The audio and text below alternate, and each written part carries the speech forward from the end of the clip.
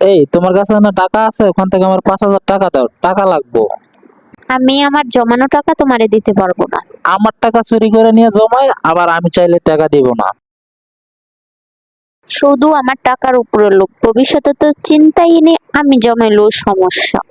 না, এমনি চাইলে তো টাকা দিব না। তাহলে কি করতে হইব? যাই, ডাকাত চাই যে তার টাকা সব নিয়ে আসবো।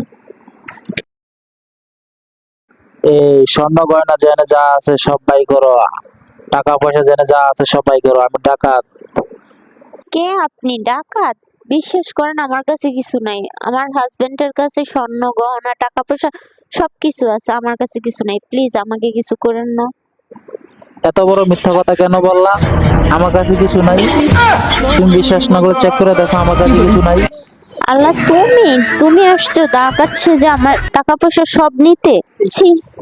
তুমি যে আমারে টাকা দিলা না, সেটা আমি কি তোমার টাকা খায়া ফেলবো?